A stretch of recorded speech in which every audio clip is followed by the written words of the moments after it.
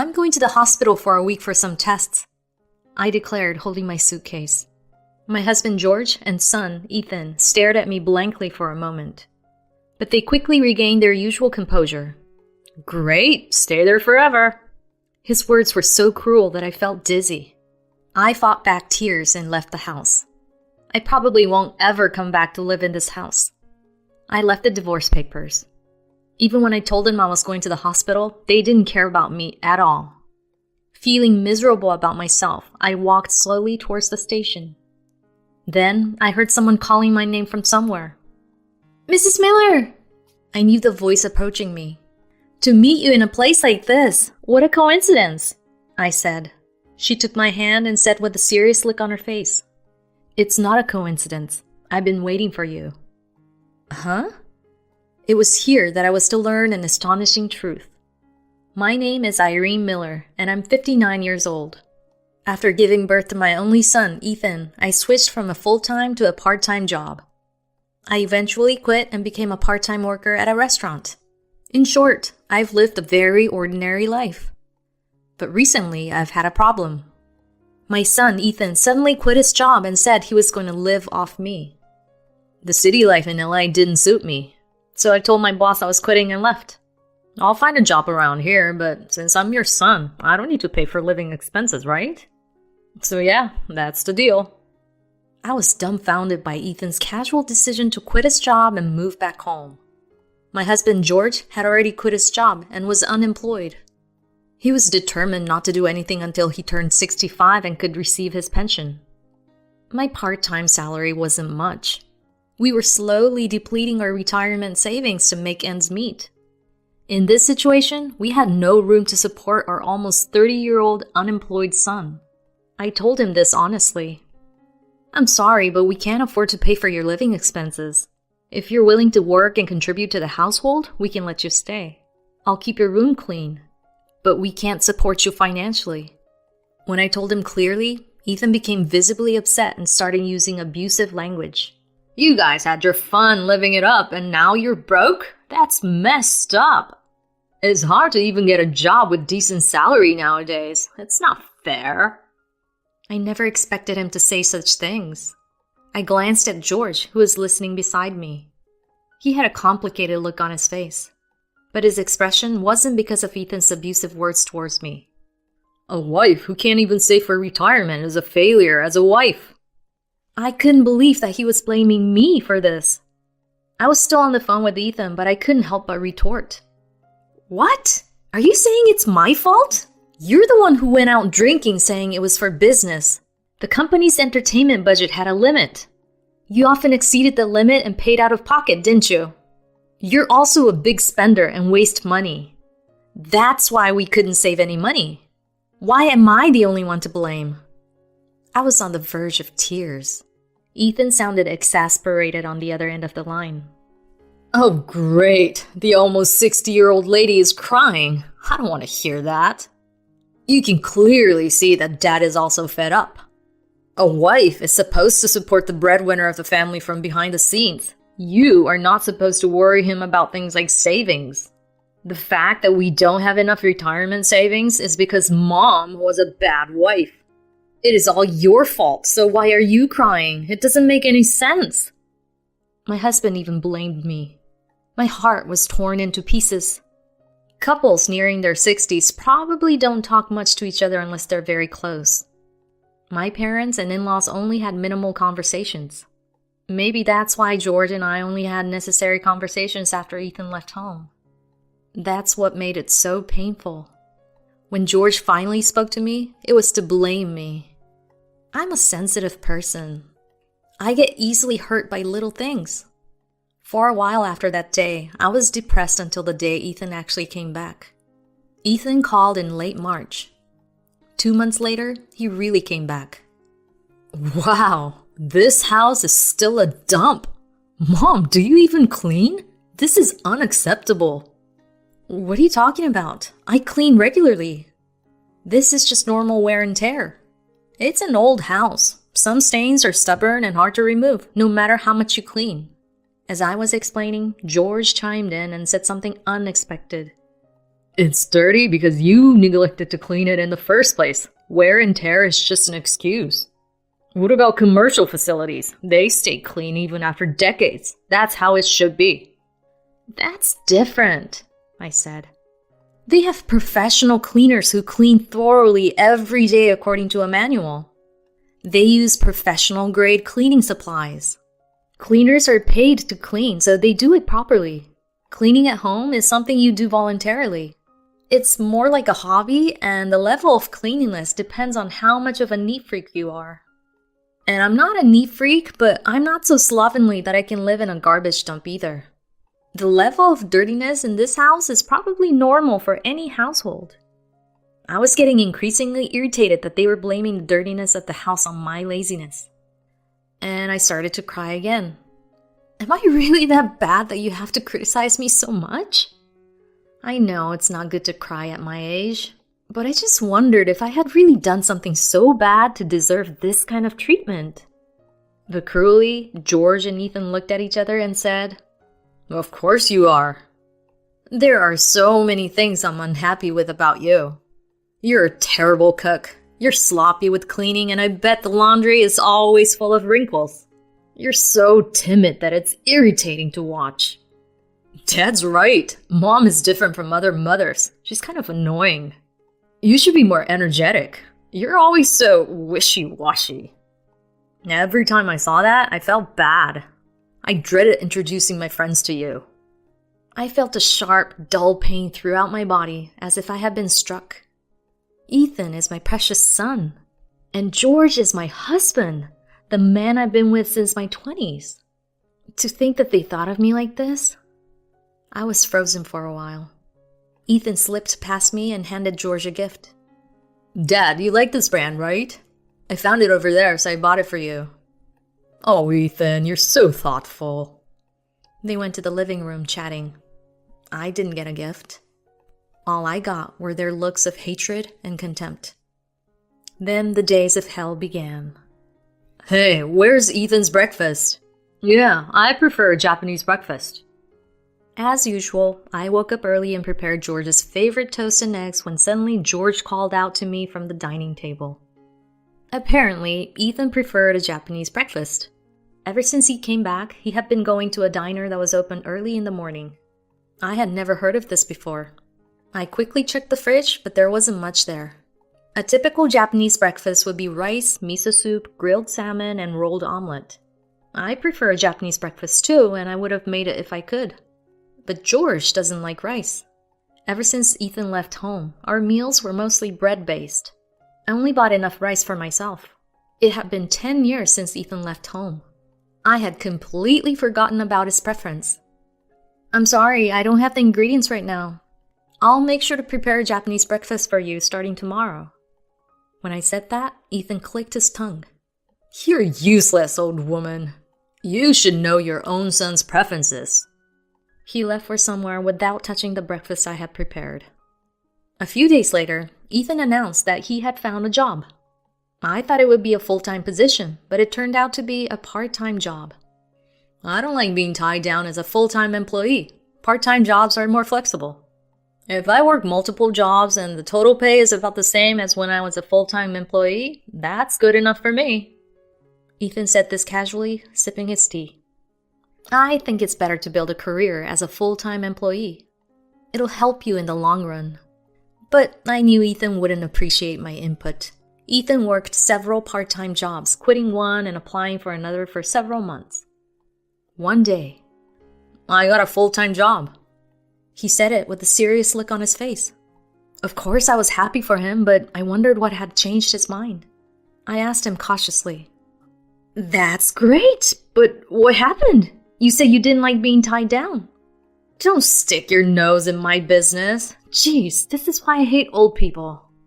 It's none of your business how I choose to live my life." I didn't expect him to say that. I'm his mother, not a stranger. Why is he so annoyed when I just show a little concern? I looked back on the past. If I had been an overly protective mother with an unhealthy sense of distance, then I could accept that he finds me annoying now. But I couldn't think of anything like that. When he was in his rebellious phase, I tried not to interfere too much and watched him from a distance. I didn't meddle in his studies and let him do what he wanted, keeping a respectful distance. But why did Ethan come to dislike me so much? I found out the reason unexpectedly. 3 months after Ethan started his full-time job, George invited him out for drinks to celebrate. They came home late at night, completely drunk. Why do you drink so much that you can't even walk properly? I paid the taxi driver and somehow managed to get them inside. Then Ethan glared at me and said in a low voice, "Don't touch me. I hate your face. I always have. I can't stand you physically. It's the worst thing having a mother like you." I'm so glad I look like my dad's side of the family, who were relatively good looking. My aunt on my dad's side was a model. That whole side of the family is good looking. Compared to that, your side? I really hate your face. After saying what he wanted to say, Ethan collapsed on the floor in the entrance. He started snoring loudly. I felt my strength leaving my body. If I had done something to upset him, I was ready to apologize. But contrary to my expectations, Ethan told me that he hated my face. In short, he disliked me for something I couldn't change, no matter how hard I tried. The absurdity of it made me laugh strangely. Why do I have to go through this? I've done everything for my husband and son, and they hate me because they don't like my face? I didn't understand. After that day, I started getting sick more often. I'm sorry I overslept. I had a terrible headache since last night and couldn't get up. When I told him this, George sighed deeply. Ugh, a housewife's duty is to get up early and prepare breakfast. You can't even do that properly. Besides, your part-time job hardly makes any money. Is there any point in you working? If not, just quit. You'll have to live more frugally, but don't expect me to help. It's your fault after all. Are these the words a husband should say to his sick wife? I didn't expect anything from George anymore. I silently went to the kitchen. But the headache wouldn't go away. I made a simple breakfast and went to the hospital that day. I went to the neurosurgery department and got an MRI. When I went back for the results, I was told to go to a larger hospital. When I told him about it, Ethan was strangely excited. Oh, that's great, isn't it? Hey, Dad, if something happens to Mom, we'll get the life insurance money, right? That's way better than her little part-time income. What kind of son says that about his own mother? And it's not even confirmed that I'm sick yet. Then, as if on cue, Ethan said, as if this was a good opportunity. I'm getting married. That's why I got a full-time job. I didn't want to deal with any potential mother-in-law issues, so I wasn't planning on telling you while you were still around. Mother-in-law issues are certainly troublesome. I had a terrible relationship with my husband's mother. We were completely estranged when she passed away. Even though she was my husband's mother, she was still a stranger. I understand Ethan's concern about that. But I was hurt that he had decided on his own that I would be a terrible mother-in-law who would bully his wife. I had always planned to be kind to my future daughter-in-law, learning from my own mother-in-law's mistakes. I haven't even been diagnosed with anything yet. Why are you saying such insensitive things? I'm still your mother, you know. When I said that, Ethan's expression hardened. Yo, what's with that self-righteous attitude? I never asked you to give birth to me. You guys have me for your own selfish reasons. So what do you mean you're my mother? You should be thanking me for letting you be my mother. I decided it was pointless to talk to Ethan any further. I didn't want to waste my energy arguing with him anymore. 2 weeks later, I suddenly announced to them, as if it were the most natural thing in the world. I'm going to the hospital for a week for some tests. I declared, holding my suitcase.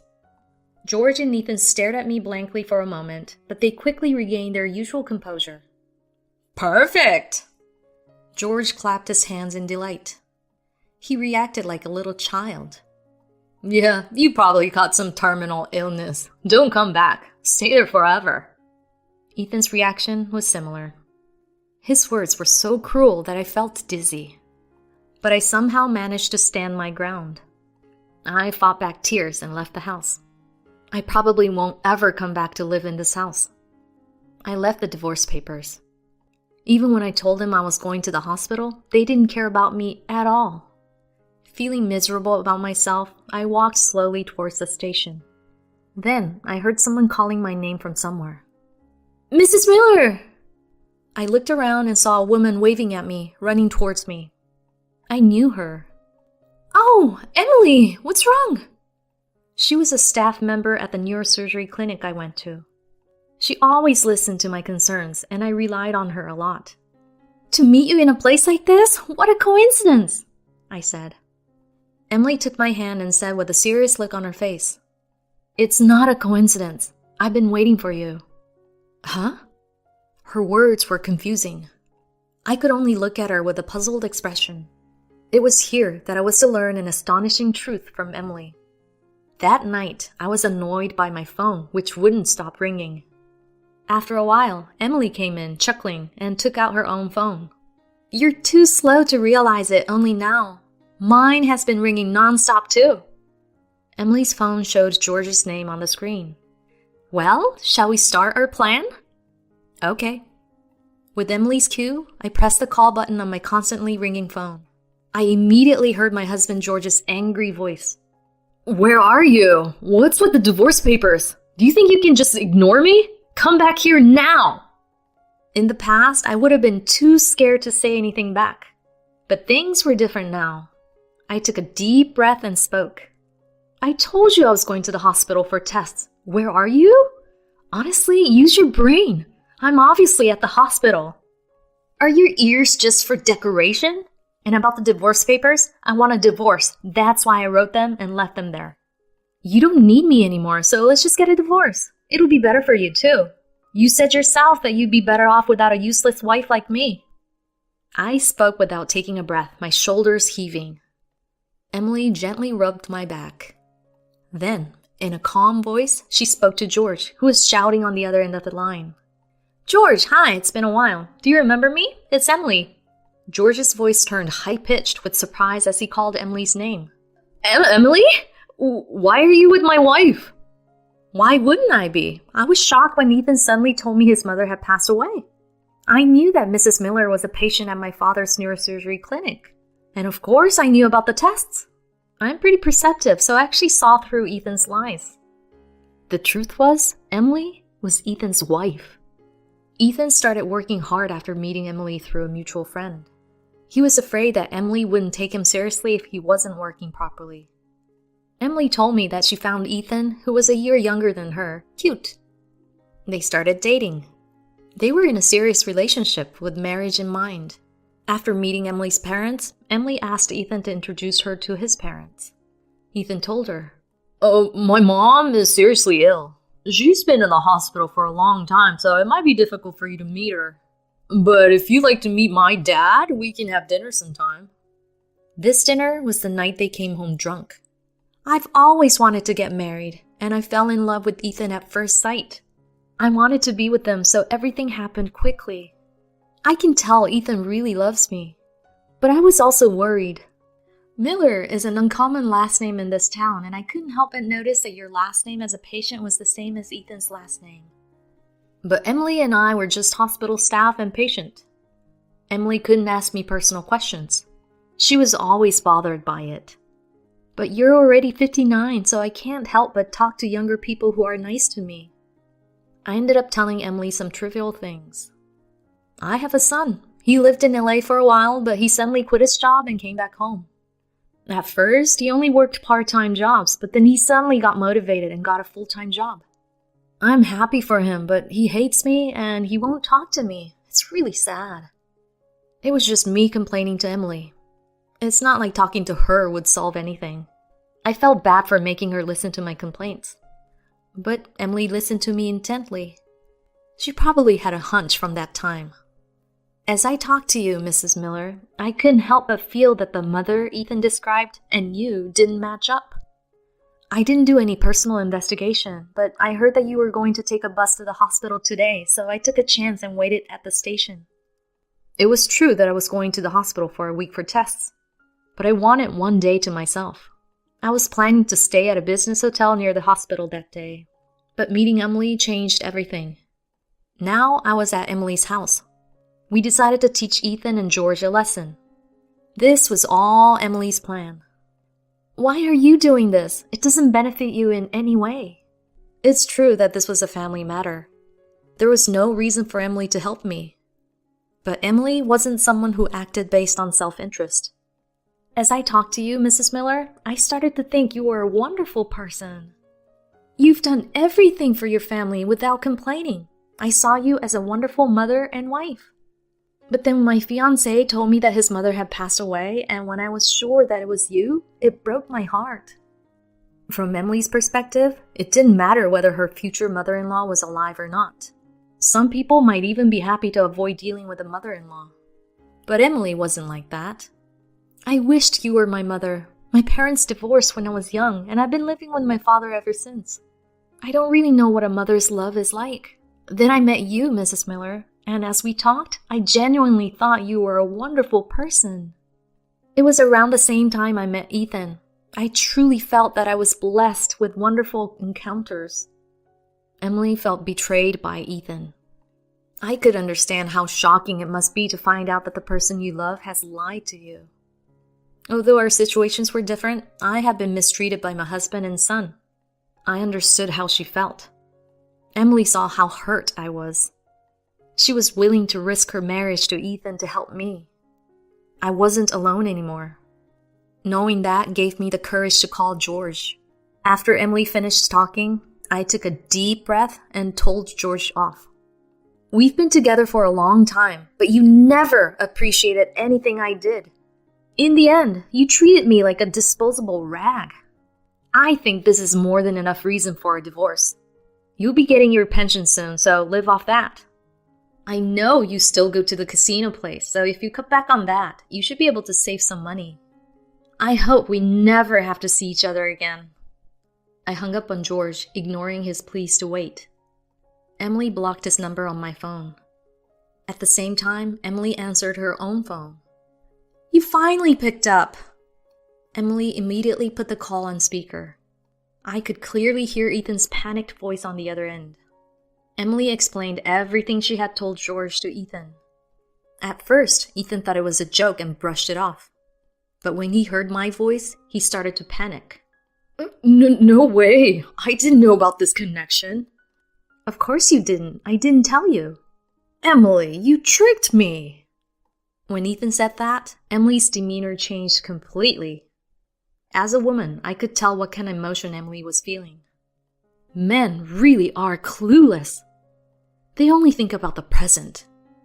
You're the one who tricked me, Ethan. You told me your mother was terminally ill and couldn't meet me.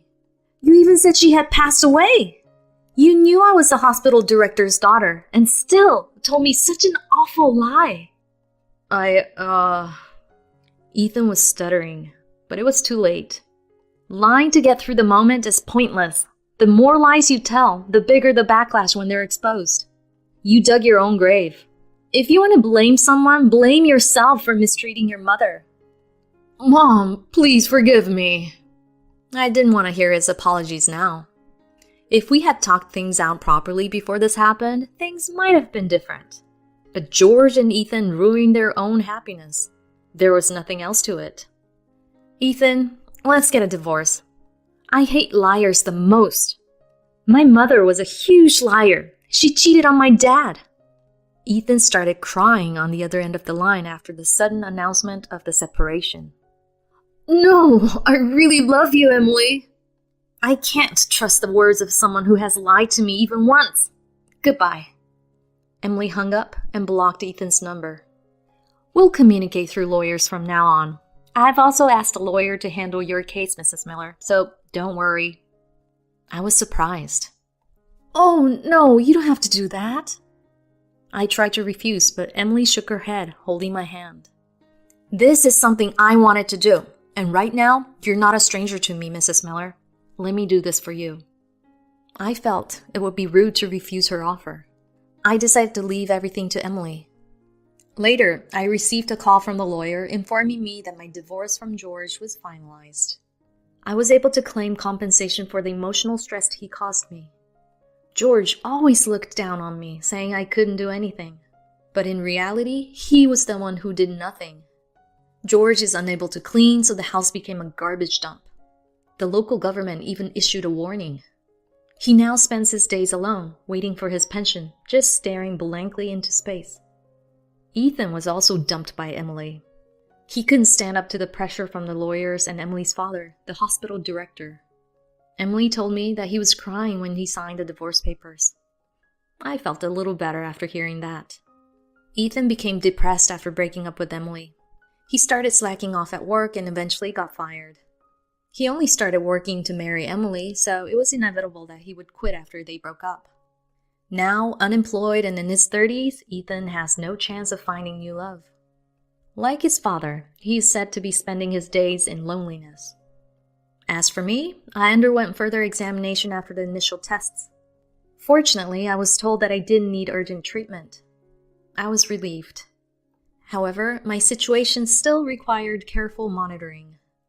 I continued to receive regular checkups at the hospital where Emily's father served as a director. And Emily and I still kept in touch. Although our legal connection was severed after my divorce, we still felt a bond, even if we were just a former patient and a hospital staff member. I felt like I had gained a real daughter. Emily also considered me her second mother. She started inviting me out for lunch occasionally, just the two of us. 6 months later, Emily, now in her mid-30s, got married. Both Emily, her father, and the groom asked me to attend the wedding. I felt a bit out of place, being an outsider. But during the bride's speech, Emily said something about me that I will never forget. Mrs. Miller and I are like friends, like a second mother and daughter. She's one of the most important people in my life.